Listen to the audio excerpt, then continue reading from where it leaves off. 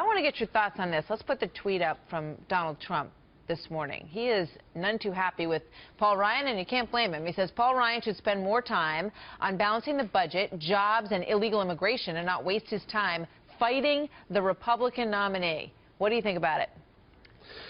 Well, I think both of them would be better off saying different things and saying little. Donald Trump made a mistake with that Trump, and I think Speaker Ryan made a mistake by saying in that caucus conference call, which was going to leak, that he was no longer going to defend Trump and no longer campaign with him. He could feel that way, but there's a positive way of saying that. Say, look, in the remaining 28 days, I'm worried about our majority. I'm going to focus all my efforts on doing everything I can to have every member of our conference come back next year, and left the rest of it out. And Trump, it does not do him any good. It makes him look weak for him to go after Speaker Ryan. He ought to recognize the political reality that the responsibility of the Speaker is not to elect the presidential candidate, but to keep the Republican majority.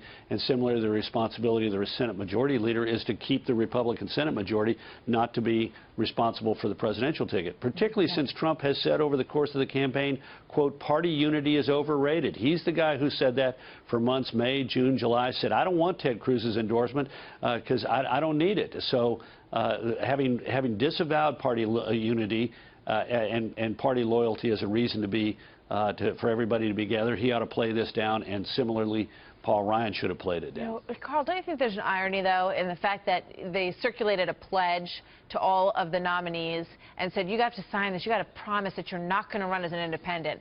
And in many ways, when, you know, the Speaker of the House rejects you, you're pretty much an independent at that point. Yeah. So perhaps the pledge, you know, should have gone both ways, that the support would go all the way through to the end. Look, I mean, I don't think, nobody thinks that video is more disgusting than I do, and probably most women in this country, and most men, I would hope, as well. He apologized for it. Did anybody think that this was, you know, did anybody not understand that the type of person that Donald Trump was? Had they not seen him on TV all these years? I mean, you know, to feign that they're so horrified by this that they are going to give up on all the other stuff that they care about, like Iran and Supreme Court picks and the border, is a little odd, don't you think? I understand, but if you're a candidate running for office and you're asked to defend somebody, your nominee, who is talking graphically about grabbing women's genitalia, it's a problem. And that's a really awkward place for these candidates to be. Agreed. And Trump, and so are they supposed to say, oh, yeah, I'm for him despite that? They get to make individual choices. My point is this. Donald Trump is not the candidate who can make the argument, you all have to support me. Remember, in 2006, his largest political contribution of his entire life was to the Democratic Congressional Campaign Committee to help elect Nancy Pelosi Speaker. In 2008, October of 2008, he says, well, I like George Bush's tax cut, but that was yesterday, and I agree with John Kerry about the Iraq War, and that's today. This is not a guy who has been a lifelong Republican and built up a traditional loyalty. He has given money to Hillary Clinton in 2008. This is not a guy who can say, look, you mentioned the pledge. How many times did he go on television and say, if you don't treat me fairly, whatever that means, I won't live up to the pledge? So I think everybody who's around this is better off by simply saying little about this and focusing on their own business.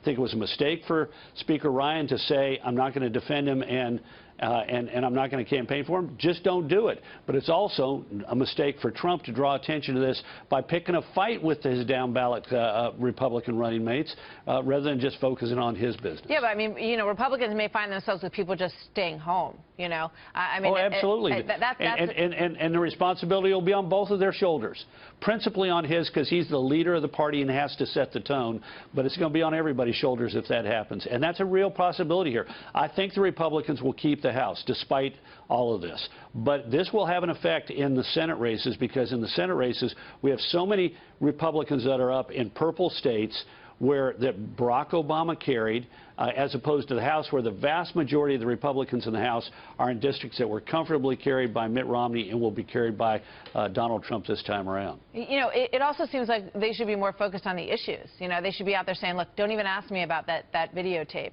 okay, because I'm not going to comment on it. But what I do want to comment on is the Supreme Court. I've said all that I'm going to say. Yeah. Yeah. I mean, absolutely. And our candidate ought to be focused on that. Think about this. We've now just spent a few minutes, valuable time, discussing Donald Trump's tweet picking a fight with Paul Ryan rather than saying, look at what he did yesterday to go after Hillary Clinton on Obamacare, or look at what he did going after what the Democrats are doing on regulation and energy and taxes. Instead, we're talking about something that is a sideshow for most voters who are up for grabs, and everybody would be better focused off following the McCollum rule and focusing on the issues.